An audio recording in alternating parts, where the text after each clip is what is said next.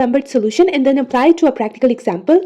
The standard form of the wave equation is utt minus c square uxx is equals to 0, where x is any real number and t is positive. To solve this Cauchy problem, we need two initial conditions. So the first one is u of x0 equals to f of x, which represents the initial displacement of the string, and ut of x0 equals to g of x, which is the initial velocity. So this PDE along with these two initial conditions is called the Cauchy problem for the wave equation. First, let's classify this PDE. We compare it with the general second order linear form. So we get a equals to minus c square, b equals to 0 and c equals to 1. The discriminant is b square minus 4ac equals to 0, which is equals to 0 square minus 4 minus c square into 1, which is 4c square, which is positive. So since the discriminant is greater than 0, that is positive. This is a hyperbolic type of PDE.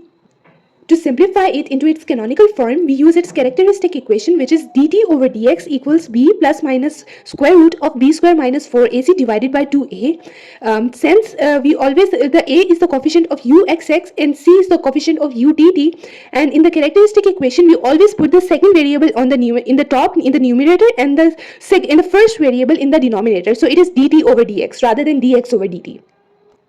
And then we are going to simplify it. Since b is equals to 0 and the discriminant is 4c square, so we are going to put the values and then simplify it. We are going to get dt over dx is equals to plus minus 1 over c. We are going to cross multiply them, dx equal plus minus c dt. We are going to integrate both sides, both the equations, dx equal integral of c dt and integral of dx equal integral of minus c dt. We are going to get x equals ct plus c2 and x equal minus ct plus c1. So we are going to get, after simplification, x minus ct equals c2 and x plus ct equals to c1. Now we are going to define our two new characteristic variables xi and eta. We take xi equals x plus ct and eta equals x minus ct, and then we are going to calculate these partial derivatives xi x, xi xx, eta x, eta xx, xi t, xi tt and eta t, eta tt. And we know to convert an equation into the canonical form, we have these standard formulas uxx for utt. Uxx equal xi x square plus 2 xi eta x plus u eta x square plus u xi xx plus u eta xx. Since we have xi x, xi xx, eta x and eta xx, we are going to put their values into this equation. We are going to get uxx equal xi plus 2 xi eta plus u eta, since xi xx and xi eta xx are 0. And similarly, we have the standard formula for utt, which is equals to u xi t square plus 2 xi eta t plus u eta t square plus u xi tt and plus u eta tt.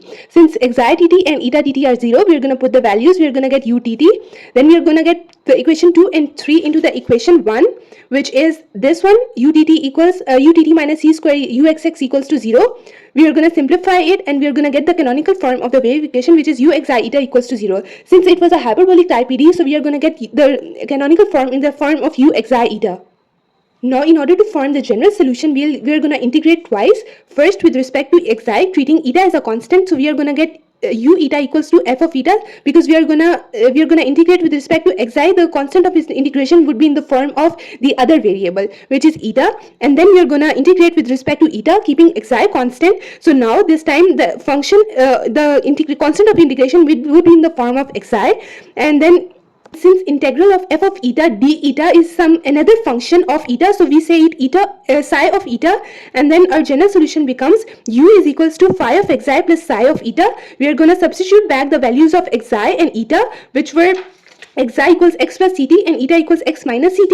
So general solution becomes u equals phi of x plus ct plus psi of x minus ct, which is the general solution of the wave equation. Now it's time to use the initial conditions. The first initial condition given to us was ux0 equals f of x, and the second was ut of x0 equals to g of x. We are going to use the first initial condition.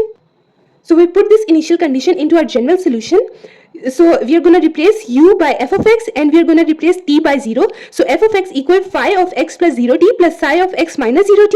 F of x equal phi of x plus psi of x. This is the simplified form, which we can also write it as phi of x plus psi of x equal f of x, since just rearranging the terms. So we are going to get this and we say it equation 1. Now in order to use the second initial condition, that is ut of x0 equals to g of x, we need the time derivative of the general solution u of t. So since u of t is this, we are going to take its derivative, partial derivative of u with respect to t. So partial over partial t of u is equals to partial over partial t of this whole thing and partial over partial t of this whole thing. We are going to use the chain rule to find the derivatives, and the final form we are going to get is this. is ut equals c phi of x plus ct minus c psi of x minus ct. Now, since we have the time derivative, we can use this initial condition. We're going to replace u of t by g of x. So u of t by g of x and the t by 0. And then the rest would be same. We're going to simplify this algebra, and then we're going to get g of x equals c of phi prime of x minus c of psi prime of x. We're going to isolate the c, and we're going to move it to the right hand side. We're going to get phi of phi prime of x minus psi prime of x equals 1 over c g of x. We're going to integrate it with respect to x to remove these derivative terms. So we are going to get phi of x minus psi of x equals 1 over c x naught to x g of tau d tau plus k, where k is the constant of integration and tau is just a dummy variable. Now, in order to find phi and psi, we are going to add the equation A and B together, and adding the both equation, this is equation A and this is equation B.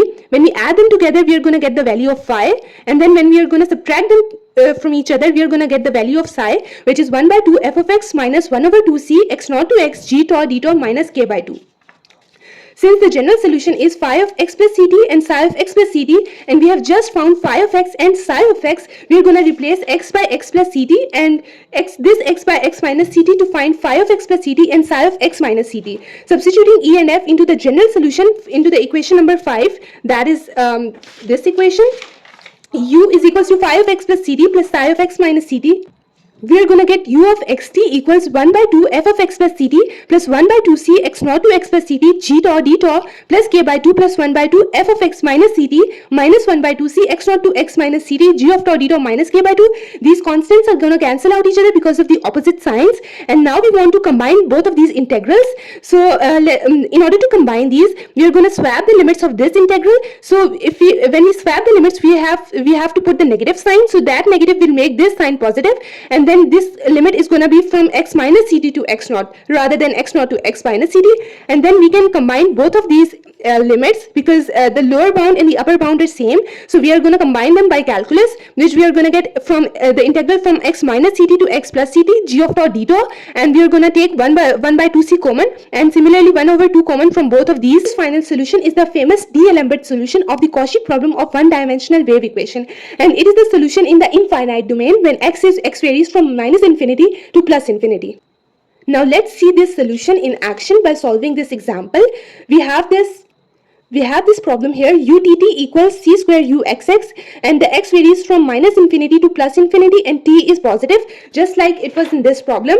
C square utt minus c square is equal uxx equals to 0, x varies from minus infinity to plus infinity and t was positive. So u of x0 equals sine of x, ut of x0 equals to cos of x. When we compare these with this, we are going to get f of x equals sine x and g of x equals to cos x. From the D'Alembert solution, we know that D'Alembert solution was u of xt equals 1 by 2 f of x plus ct plus f of x minus ct plus 1 by 2c, the integral from x minus ct to x plus ct g of tau d tau. We are going to replace f of x by sine x and g of x by cos x in this solution, D'Alembert solution, and we are going to get 1 by 2 f of x by sine x and g of x by cos, and tau will remain the same.